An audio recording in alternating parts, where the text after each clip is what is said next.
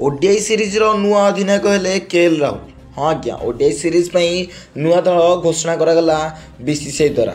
गिल को जगह नेले केएल राहुल। टीम को फेरिले अनेक किंवदंती खेलाड़ी सब आप जानी रखु एवं चैनल को प्रथम थर आसते क्रिकेटर आनालिसिस और क्रिकेटर न्यूज ओडिया आप निश्चिंत भाव चैनल पाइबे से चैनल को सब्सक्राइब कर रखु। भारत और दक्षिण आफ्रिका मध्य टेस्ट सीरीज पर ओडीआई क्रिकेट खेल सीरीज टीम इंडिया घोषणा कर।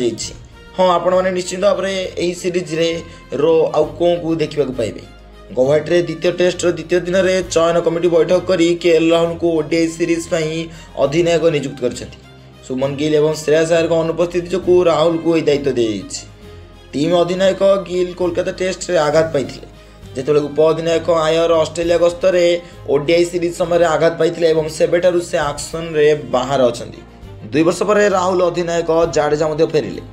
भारत और दक्षिण आफ्रिका मध्य 3 मैच विशिष्ट सीरीज रविवार नवेम्बर 30 तारिख में रांची आरंभ होथर राहुल दलर नेतृत्व ने 2 वर्ष व्यवधान पर यही फर्माट रे दलर अधिनायकत्व करेंगे यही विकेट कीपर बैट्समैन।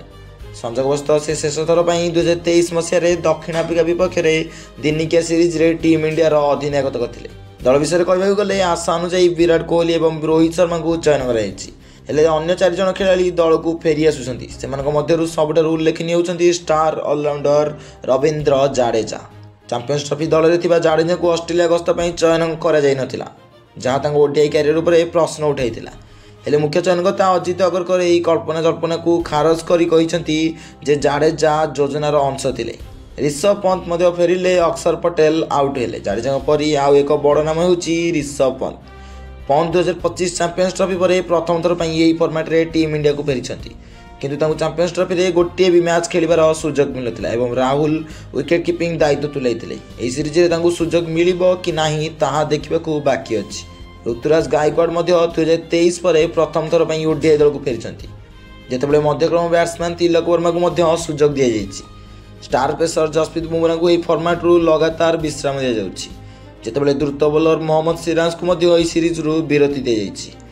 तेज जाडेजा प्रत्यावर्तन जो स्पिन ऑलराउंडर अक्षर पटेल को दल बाद दी जाइछि। सीरीज प्रथम मैच नवेम्बर 30 रे रांची रे, द्वितीय मैच डिसेम्बर 3 रे रायपुर और शेष मैच डिसेम्बर 6 रे विशाखापट्टनम रे खेल।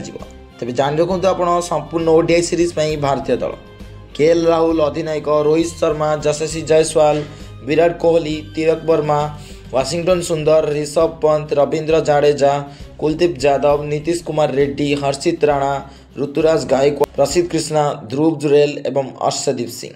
तेज आम देखा अन्य न्यूज अपडेट सहित रोच। नमस्कार, जय जगन्नाथ, जय हिंद।